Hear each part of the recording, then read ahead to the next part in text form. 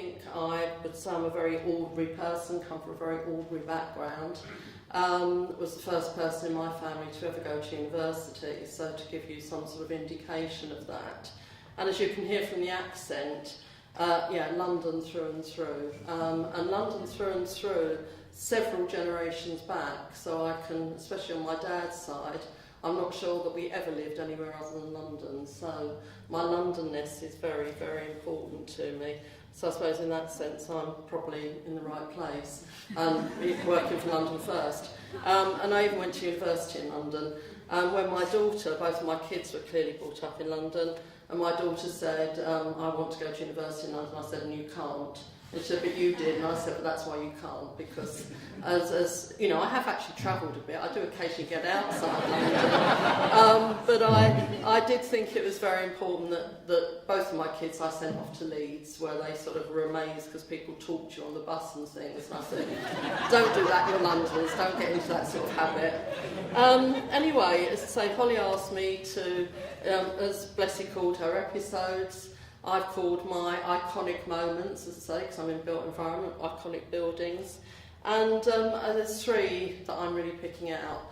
As Holly said, I actually started at the London Docklands Development Corporation on the 15th of February 1982, which I don't doubt is before a lot of you were born, which makes me feel even older.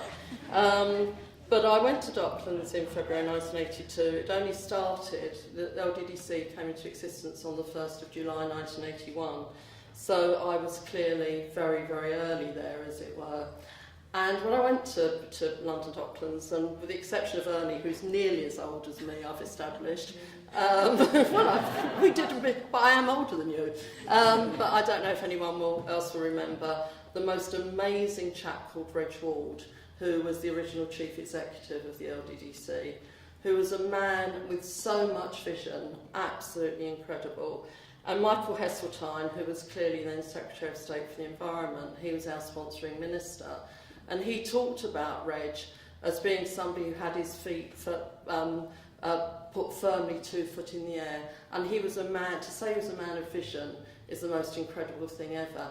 He is the man that sort of created what was then called Stoleport, the State Short Takeoff and Landing Airport, which became London City Airport. He's the man that did the deal with the Reitmans on Canary Wharf. And to the country's eternal shame, whatever Reg did, he never, ever, ever got an honour, because he actually upset everyone at the Department of the Environment. And if you've known Reg, you would have understood why. But it was the most incredible place. I went there, I'd worked for Shirley Porter at Westminster City Council, who's another person who I don't expect, except for Ernie, anyone to have heard of. But she was the sort of local government equivalent of Margaret Thatcher. She was a very, very similar sort of person. I think if I'd not worked for Shirley at Westminster, where I went for her, for those of you that have got a local government background, I think I went for as an AP3. I was so far down the chain, I was sort of out the other end. But Shirley was actually fairly obnoxious quite a lot of the time, but as a young woman really encouraged me. And as I say, if I'd not been through that, I don't think I would have ever been able to handle Reg and Docklands. But the thing that Reg taught me, or the thing that Docklands taught me, is just believing, I think, that one person can change things. And we just talked about Darren Rodwell at Barking and Dagenham, who I think is equally amazing. And Reg certainly did it in Docklands. I think Darren is doing it in Barking and Dagenham. And I think we just operate in an environment where one person can change things. And I learnt that very early on in Docklands, and I think that had a really major impact on me, to be honest, thereafter. I was until recently card carrying member of the Labour Party. I've come out of the Labour Party because of Corbyn. I don't like him, I don't like what he's doing. And when we were in Docklands, I mean, the Labour Party had a go at lots of things in Docklands and had got it very wrong. But, again, the LDDC, Reg just changed people's views about things and changed the way in which people thought. And a lot of the Labour Party people didn't like what was going on. Canary Wharf, whether you like it or you hate it, the transformation that affected down there is just absolutely incredible. And they're one of my partners at London First now.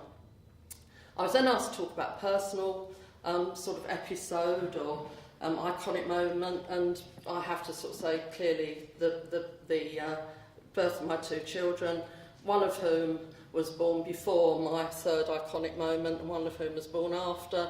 And I mean, I think I'm an unreconstructed 1970s feminist. I was brought up in the 60s and 70s. I went through the women's lib movement.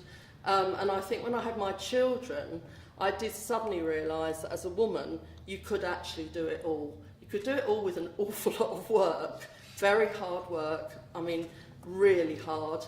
And in my case, again, the London thing, I had nannies, but I had parents who lived in London.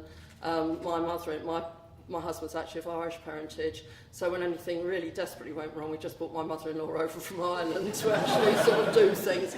But it did make me believe as a woman you could do things, and I think that's incredible. And you know, as I say, that was very good. But I mean, we were just talking about working, what you do when you've got kids and you're a working woman. I mean, I had 3 weeks off in total with my daughter. I had 6 weeks off in total when I had my son, and that included taking him to Disney World in Florida when he was 3.5 weeks, because my husband decided that was a good idea to stop me going back to work full time. It's just something about my husband, really. I don't know if there's a lady called Sue Clayton who's very senior at CBRE, and she's called Sue. We've both got daughters called Katie. We've both got sons called Ben, and both of our Bens finished up at Cass on there doing their masters in real estate. And so, yeah, the lad has gone into the industry as well. And she sort of said she had 3 months off with each of her kids. And she said they'd actually do us for sort of child abuse now, which I'm sure they would. But my kids have come through it. They're all quite reasonable and all the rest of it. So, and I suppose the third moment is... I mean, when I say founding MIPIM, that sounds a bit heavy, but I was just explaining to Holly, Tony and I were running this communications company. As Tony always says, if we got asked to go to Watford, we thought we were on a good thing. We were not actually, but you know, it was sort of different. And Tony got asked to go down to Paris and then to Cannes. There was an organisation called MEDEM who had done these shows in the music and entertainment industries for a number of years. I think thought they wanted to do a new show and it had to be a self-indulgent industry, so they chose property.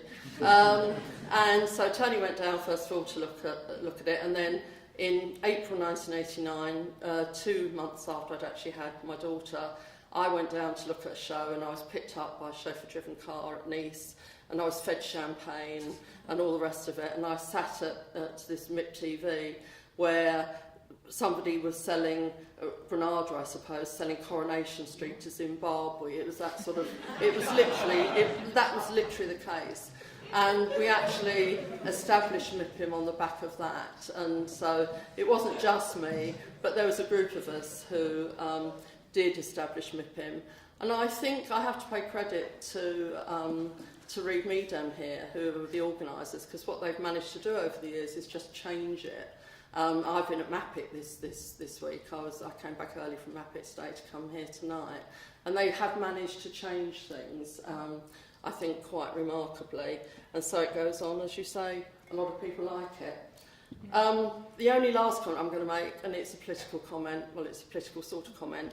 We're talking about diversity, we're talking about opportunity. I think that what Theresa May has... I'm not a Tory, I've just said I'm not a Tory. I think what Theresa May has been put through this week is a disgrace. And I think if she was a bloke, it wouldn't have happened. Yes. And I think it's because she's non-you. And sorry, it's a slightly political comment, but I will make it because I feel it very strongly. And I just think it's a real example of, you know, actually, when you're sort of diverse, sometimes it doesn't work. Anyway. Well said. Thank you very much.